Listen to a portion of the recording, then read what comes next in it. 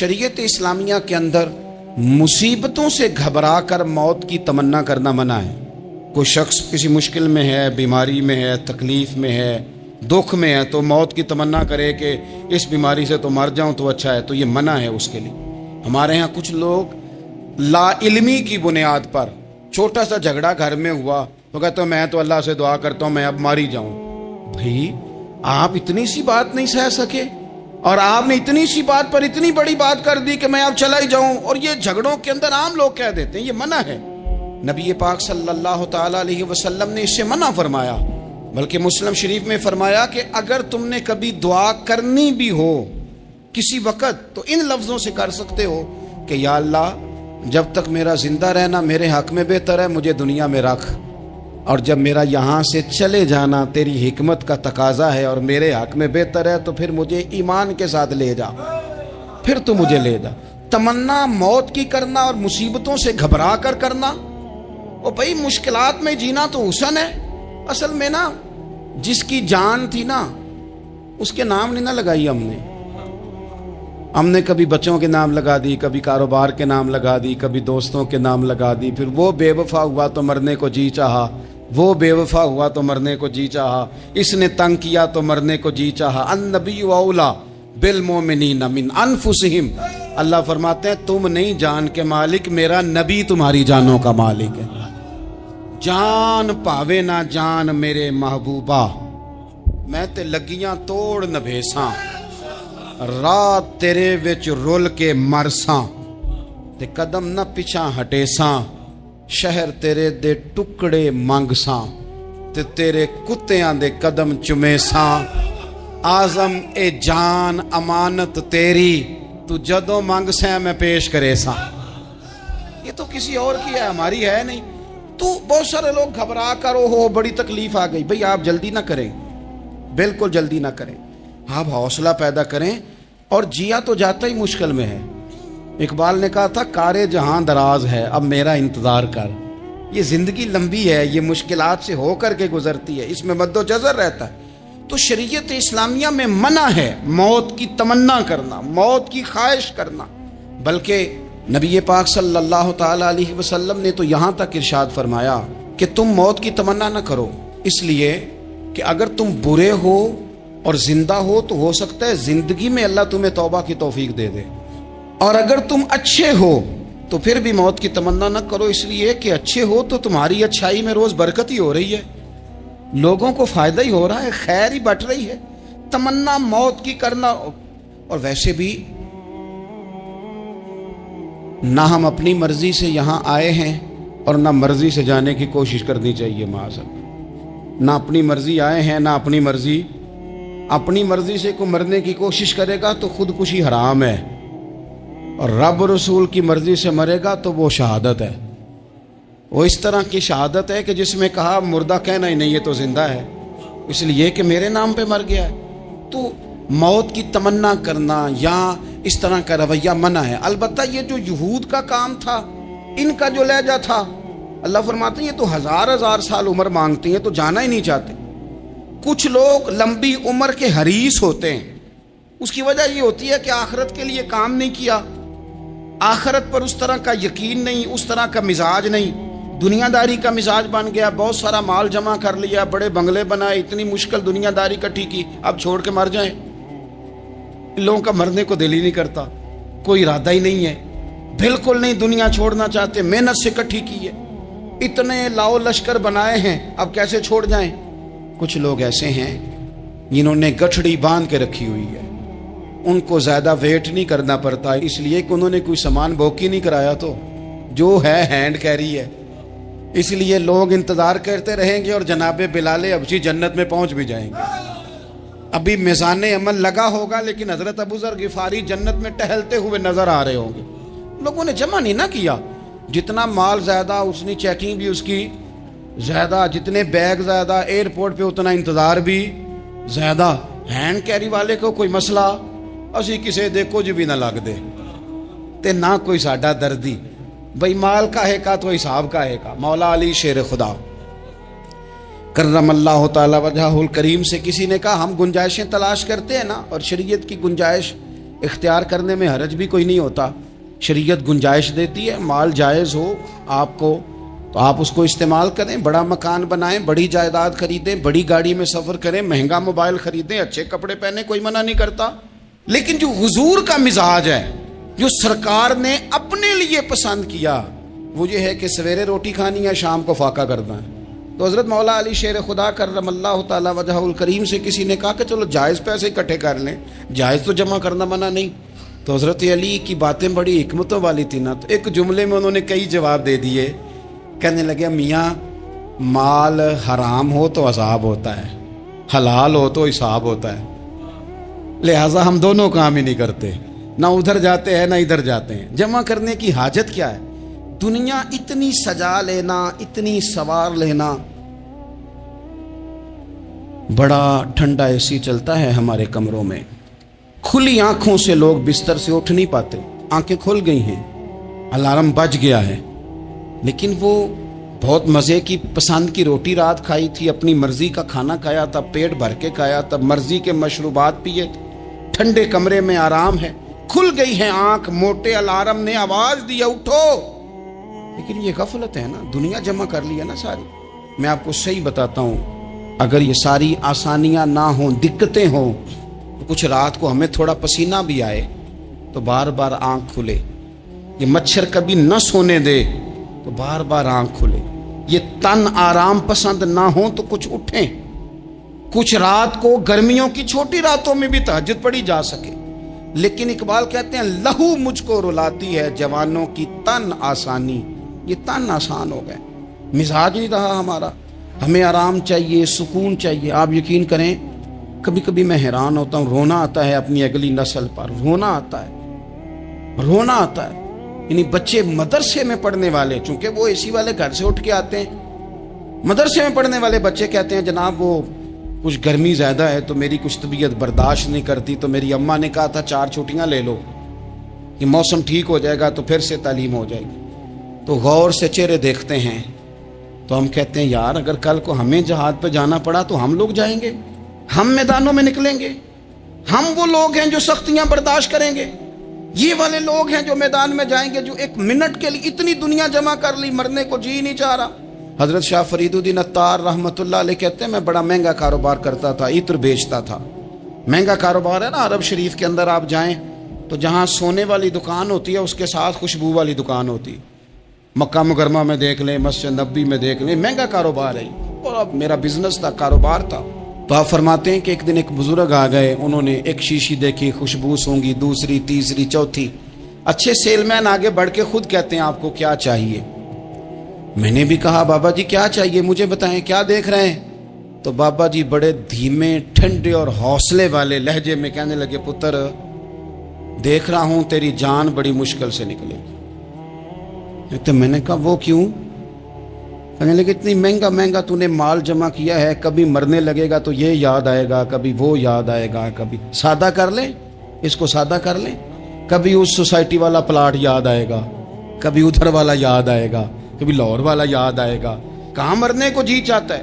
اور پھر ایک اور دھوکہ ہے، میں بچوں کے لیے کر رہا ہوں. بچوں کے نام تو ایک دھیلا بھی نہیں، وہ تو سارا آپ کے اپنے نام ہے. ایسے ہی بہانہ بنائے ہوئے بچوں. کس بچے کے نام؟ بچے نے تو 50 دفعہ کہا ہے کہ وہ ایک دکان بیچ دو، میں نے کام کرنا ہے. تو ابا کہتا مراں گا تو تاں بکے گی. کہاں بچوں کے لیے؟ کون کہتا ہے بچوں کے لیے؟ یہ تو خواہشات ہیں جن پر ہمارا اپنا قبضہ ہے. ہر کنجی تو ہماری جیب میں. کون کہہ رہا ہے؟ وہ تو کبھی جا کے ملے گا ان کو جب موقع آئے گا. تو کہا یہ اتنا مال جمع کیا ہے تم پتر، تیری جان تو مشکل سے نکلے گی. تو کہتے ہیں میں دنیا دار تھا، دنیا دار کو نصیحت کریں تو وہ غصہ کرتا ہے، طنز کرتا ہے.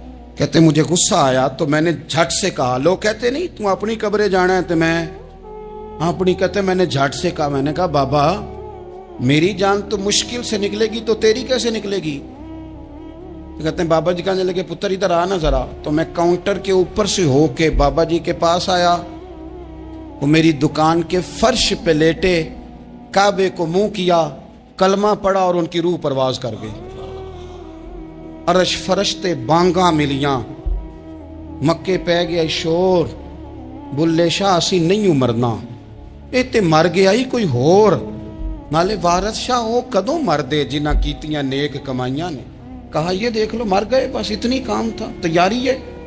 امام غزالی کا آخری وقت تھا نا، تو انہوں نے وضو کیا، غسل کیا، خوشبو لگائی، اپنے ہاتھوں سے چادر بچھائی، پھر تکیہ رکھا، پھر لیٹے، پھر حضور پہ درود پڑھا، اور پھر کہنے لگے رب اگر تیری مرضی ہے تو غزالی بھی تیرا تیار ہے۔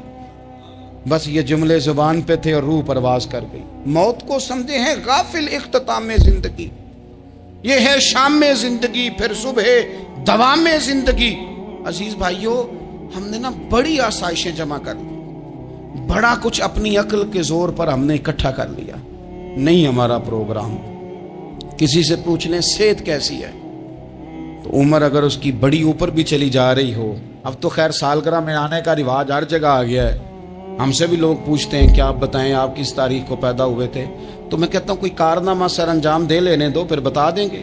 ابھی تو کچھ کر نہیں سکے، کچھ بتائیں گے تو کچھ دن بھی منا لیں گے، ابھی تو لگتا ہے کہ بڑا وقت ضائع ہو گیا ہم سے۔ تو عزیز بھائی، کوئی نہیں کہتا کہ اب ٹائم آ گیا ہے، شوگر ہو گئی ہے، بلڈ پریشر ہو گیا ہے، طبیعت خراب رہتی ہے، فلانا مسئلہ ہو گیا ہے۔ تو تمنا موت اور موت کا ڈر اور نہ مرنے کا ارادہ اور دنیا سے دل کو لگا کے رکھنا اور ہر وقت جینے کی خواہش پیدا کرنا اور ہر وقت حل میں مزید کی دوڑ میں رہنا، وہ لوگ اس لیے تیار رہتے تھے، دعائیں مانگتے تھے شہادت کی، کہ انہوں نے نا دنیا بنائی نہیں تھی۔ حضرت عمر نے تو دوسرا کرتا نہیں پہنا ساری زندگی، وہ جو مکان آ رہا تھا وہی چل رہا تھا، وہ تو تھوڑے پہ قرضہ تھا ان پہ، لیکن ہر نماز کے بعد صحیح بخاری میں موجود ہے وہ دعا مانگتے تھے، اللہم ارزقنی شہادتا فی سبیلک، یا اللہ ایسا نہ ہو میں تب بھی موت چلا جاؤں، مجھے اپنے رستے میں شہادت کی موت دینا۔ ہر نماز کے بعد دعا مانگی جا رہی، لیکن شہادت والی موت کی نہیں، شہادت والی موت، اللہم ارزقنی شہادتا فی سبیلک۔ اور مالک مدینہ چھوڑنے کو دل نہیں کرتا، یا اللہ شہادت کی موت دینا، اور دینا بھی اپنے نبی کے شہر کے اندر، یہیں رہوں، یہیں میرا مدفن بنے۔ اللہ نے انہیں موقع دیا۔ آپ دیکھیں نا، ان لوگوں کا دل کرتا تھا۔ حضرت خالد بن ولید رضی اللہ تعالیٰ عنہ ساری زندگی میدان میں گزاری، پورے جسم میں 1 انچ جگہ باقی نہیں تھی جہاں زخم نہ ہو، ساری زندگی میدان میں رہے، لیکن آخری وقت روتے تھے، فرماتے تھے اس کی بے نیازی دیکھو، میں شہادت کے لیے میدان میں رہا لیکن شہادت میرا مقدر ہی نہیں تھی۔ اور پھر آخری وقت بھی فرمایا میرا گھوڑا، میرے کپڑے، میری زرہ، میری تلوار یہ کسی مجاہد کو دے دینا، چلو میں اب جہاد میں نہیں ہوں تو میرا سامان تو جہاد میں رہے، کسی مجاہد کو دینا۔ ان لوگوں نے جتنی محنت کی نا مرنے کے بعد کے لیے کی، مرنے کے بعد کے لیے، زندگی کا جو دوسرا پل ہے اس کے لیے کوشش کی، وہاں انہوں نے صدقات جمع کرائے، خیرات جمع کرائے، عبادات جمع کرائیں، حسن اخلاق جمع کرایا، اچھا سلوک جمع کرایا، انہوں نے آخرت کے بینک میں ڈھیروں مال جمع کرایا، وہاں ان کے مکان بک ہوئے، جنت میں ان کے نام کی بڑی بڑی جگہیں اللہ تبارک و تعالیٰ کے فضل سے طے کی گئیں، تو پھر انہیں وہاں جانے میں کوئی دشواری بھی نہیں تھی، انہیں کوئی مشکل نہیں تھی، وہ تیار تھے۔ لیکن چونکہ ساری محنت ہی دنیا کے لیے ہے، وہ جو خاص ایک آخرت پر مسلمان کا ایمان اور یقین اور تیقن تھا، اس طرف ہمارا مزاج نہیں۔ آپ دیکھیے حضرت ملک الموت اسرائیل علیہ السلام نا حضرت ابراہیم علیہ السلام کی روح قبض کرنے کے لیے حاضر ہوئے، تو کہا جناب چلیے آپ کی روح لینے آیا ہوں۔ تو حضرت ابراہیم علیہ السلام فرمانے لگے اسرائیل، یہ قاضی ثناء اللہ صاحب پانی پتی رحمۃ اللہ علیہ نے اس کو تفسیر مظہری میں لکھا ہے، حضرت ابراہیم خلیل اللہ علیہ السلام فرمانے لگے اسرائیل، کیا کوئی خلیل بھی اپنے خلیل کی روح قبض کرتا ہے؟ واتخذ اللہ ابراہیم خلیلا، اللہ نے تو مجھے دوست بنایا، دوست ہو کے دوست کی روح قبض کرنے جا رہا ہے۔ حضرت اسرائیل نے ارادہ چھوڑا اور حضرت ابراہیم کا وہ جملہ لے کے رب کی بارگاہ میں حاضر ہوئے، عرض کی مالک جناب ابراہیم علیہ السلام نے فرمایا ہے کہ اللہ کی بارگاہ میں عرض کرو کہ مالک کیا کوئی خلیل بھی اپنے خلیل کی روح قبض کرتا ہے؟ تو رب کریم نے فرمایا اب میرا بھی پیغام جا کے جناب ابراہیم کو دے دو، ان سے جا کے کہو رب فرماتا ہے کیا کوئی خلیل بھی اپنے خلیل کی ملاقات کو ناپسند کرتا ہے؟ آپ کو تو ملنے کو بلا رہے ہیں. موت تو ایک پل ہے, یہاں سے گزریں گے تو جا کے محبوب سے ملیں گے. تو کیا کوئی خلیل بھی ناپسند کرتا ہے کہ وہ اپنے خلیل سے ملاقات نہ کرے؟ حضرت سیدنا اسرائیل علیہ السلام پیغام لے کے آئے اور کہا ہے اللہ کے خلیل. رب فرماتا ہے کیا خلیل بھی خلیل کی ملاقات کو؟ تو حضرت ابراہیم تو کھول کے روئے, کہنے لگے اب دیر نہ کر, اب ذرا جلدی کر, اب ذرا جلدی لے جاؤ. اور میرے نبی پاک صلی اللہ علیہ وسلم نے فرمایا, سیاستہ میں حدیث ہے, فرمایا تم میں سے جو رب سے ملنے کو پسند کرتا ہے نا, جو اللہ سے ملنے کا شوق رکھتا ہے نا, اللہ بھی اس کی ملاقات کو پسند فرماتا ہے. تم میں سے جو رب سے ملنے کا شوق رکھتا ہے, اقبال کیا کہتے ہیں, کہتے ہیں تیرے عشق کی انتہا چاہتا ہوں, تو میری سادگی دیکھ میں کیا چاہتا ہوں. میرا ذرا سا تو دل ہے مگر شوق اتنا, میں وہی لن ترانی سنا چاہتا ہوں. مالک میرا دل کرتا ہے میں تجھ سے کہوں رب آرینی, میں تجھے دیکھنا چاہتا ہوں, اور تو مجھے کہے لن ترانی, تو نہیں دیکھ سکتا. میرا ذرا سا تو دل ہے مگر شوق اتنا, میں بھی وہی لن ترانی سنا چاہتا ہوں. پھر خود ہی کہنے لگے او بھری بزم میں راز کی بات کہہ دی, میں بڑا بے ادب ہوں سزا چاہتا ہوں. یہ تو سب کو بتانے والی بات ہی نہیں تھی جو میں نے بتا دی. بھری بزم میں راز کی بات کہ بڑا بے ادب ہوں سزا چاہتا ہوں. نبی کریم علیہ السلام نے فرمایا تم میں سے جو رب کی ملاقات کا شوق رکھتا ہے نا, اللہ بھی اس کی ملاقات کو پسند فرماتا ہے.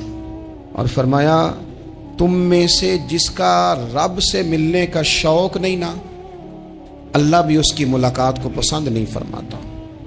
یہ سیاستہ میں حدیث ہے. ایک دفعہ غور کر نہ لیں, فلاں سے ملنے کو بھی جی چاہتا ہے, فلاں علاقہ دیکھنے کو بھی جی چاہتا ہے, فلاں کی ملاقات کو بھی جی چاہتا ہے. کبھی اس کو ملنے کو بھی جی چاہتا ہے جس نے بنایا ہے سارا کچھ, کبھی اس کی صحابہ تو تڑپ کے حضور کی بارگاہ میں آئے تھے نا, وَإِذَا سَأَلَكَ عِبَادِي عَنِّي فَإِنِّي قَرِيبٌ, تڑپ کے کہا تھا یا رسول اللہ صلی اللہ علیہ وسلم سالوں بیت گئے, سجدے کرتے, عبادت کرتے, روزہ رکھتے, حج کرتے, زکوٰۃ دیتے, اب دل کرتا ہے کبھی وہ ملے, کبھی اسے دیکھیں. کبھی یہ حقیقت منتظر نظر آنا لباس مجاز میں, لاکھوں سجدے تڑپ رہے ہیں میری جبین نیاز میں, دل کرتا ہے ملنے کو. تو جب صحابہ نے آ کے حضور کی بارگاہ میں یہ عرض کی نا, یا رسول اللہ رب سے ملنے کو جی چاہتا ہے, تو اللہ نے فرمایا وَإِذَا سَأَلَكَ عِبَادِي عَنِّي فَإِنِّي قَرِيبٌ. اے محبوب جب میرے بندے آپ کے پاس آ کے میرے بارے میں سوال کریں تو ان سے فرما دو میں تو ان کے قریب ہی ہوں. جب بھی دعا مانگیں گے میں ان کی دعاؤں کو قبول فرماؤں گا, میں قریب ہوں ان کے. اپنے دل کے اندر شوق ہو, اللہ رسول کی طرف بڑھنے کا شوق ہو. مسلمان موت سے نہیں ڈرتا, لیکن صحیح بخاری اور صحیح مسلم میں حدیث ہے, نبی پاک علیہ الصلوۃ والسلام نے فرمایا آج ایک مسلمان 1000 کافر کو آگے لگا لیتا ہے اور کافر بھاگ جاتا ہے. ایک وقت آئے گا ایک کافر ہوگا اور 1000 مسلمان کو بھگا ڈالے گا. یا رسول اللہ کیوں؟ ہمارے پاس اسلحہ نہیں ہوگا, ہمیں لڑنے کا سلیقہ نہیں آئے گا. نبی پاک علیہ السلام نے فرمایا یہ مسئلہ نہیں, تمہیں وہن ہو جائے گا, وہن. یا رسول اللہ یہ وہن کیا ہوتا ہے؟ تو حضور نے فرمایا تمہیں نا زندگی سے پیار ہو جائے گا, تمہیں مرنا برا لگے گا, کراہت آئے گی مرنے سے, تم مرنا نہیں چاہو گے. تو جب کسی کو زندگی سے پیار ہو جائے تو پھر وہ بھاگتا ہے, پھر وہ ہر بندے کی ہر بات مانتا ہے چونکہ وہ جینا چاہتا ہے. اور کچھ لوگ ایسے ہوتے ہیں, وہ جب بدر میں مسلمان پہنچے نا تو جاسوس بھیجا ابو جہل نے, کہا جاؤ پتہ کر کے آؤ لوگ کتنے ہیں اور ان میں جوان کتنے ہیں, بوڑھے کتنے ہیں اور اسلحہ کتنا ہے. جاسوسی اس دور میں بڑی آسان تھی, کوئی مخصوص وردی تو فوجیوں کی ہوتی نہیں تھی. تو وہ شخص آ گیا, مسلمانوں کو دیکھ کر واپس گیا, تو جا کے اس نے بدر کے دن ابو جہل سے کہا کہ وہ 313 ہیں اور ان میں بچے بھی ہیں, بوڑھے بھی ہیں اور اسلحہ بھی زیادہ نہیں, اور گھوڑے اور اونٹ اور سواریاں بھی تھوڑی ہیں. تو ابو جہل بڑا ہنسا اور معاذ اللہ کہنے لگا کیا ان نے ہم سے لڑنا ہے, تھوڑے سے تو لوگ آئے. اس طرح کرو صبح نا انہیں پشتوں پہ باندھ کے نا گھوڑوں کی تو مکے لے چلتے ہیں, وہاں جا کے دیکھیں گے ان کے ساتھ کیا کرنا ہے. تو وہ جاسوس کہنے لگا پوری بات تو سن لے. اس نے کہا پوری بات کیا ہے؟ کہنے لگا آئے 313 ہیں پر گھر واپس جانے کا کسی کا بھی ارادہ نہیں. وہ کشتیاں جلا کے آئے ہیں, میں رات وہاں گزار کے آیا ہوں, میں نے بوڑھوں کو بھی شہادت مانگتے دیکھا ہے، میں نے بچوں کو بھی شہادت مانگتے دیکھا ہے، میں نے ایک ایک کے سینے میں مر مٹنے کا جذبہ دیکھا ہے۔ وہ جینے کی امنگ لے کے نہیں آئے، ہتھیلی پہ رکھ کے آئے ہیں جان، اور ایک ایک شخص شہید ہو کے جانا چاہتا ہے، اور وہ ایک دوسرے کے پیچھے چھپیں گے نہیں۔ یہ جو موت ہے نا، موت یہ تو ایک پل ہے، اس سے گزریں گے، اللہ رسول کے حضور جائیں گے، جنت کی نعمتیں، خدا کی تیار کی ہوئی رحمتیں مسلمان کا آگے بڑھ کے استقبال کریں گے۔ حضرت عمار بن یاسر رضی اللہ تعالیٰ عنہ کو زخم لگ رہا ہے میدان جہاد میں، اور تیز زخم لگ رہا ہے، سخت تکلیف میں۔ تو ایک شخص نے آ کے پوچھا کیا حال ہے؟ تو آپ فرمانے لگے حال کیا ہونا ہے، تھوڑا سا ٹائم رہ گیا ہے۔ تو بندہ پریشان ہو گیا، اس نے کہا کس بات میں؟ فرمانے لگے تھوڑا سا ٹائم رہ گیا ہے، بس میں نبی پاک سے ملنے والا ہوں اور حضور کے صحابہ سے ملنے والا ہوں۔ حضرت عمار بن یاسر رضی اللہ تعالیٰ کہنے لگے تھوڑا سا ٹائم رہ گیا، تھوڑا سا مرنا مرنا ہر کوئی آکھے تے میں بھی آکھاں مرنا، تے جس مرنے تھی خوشبو نہ آوے او مرنا کی مرنا، تے جس مرنے وچ سونا راضی اس مرنے تو کی ڈرنا۔ ایک گل رکھنا یاد کہ میرا جس دن ہووے مرنا، سب کچھ کرنا، سب کچھ کر کے میرا منہ روزے ول کرنا، شاید میرا آقا آوے میں دیدار حضور دا کرنا۔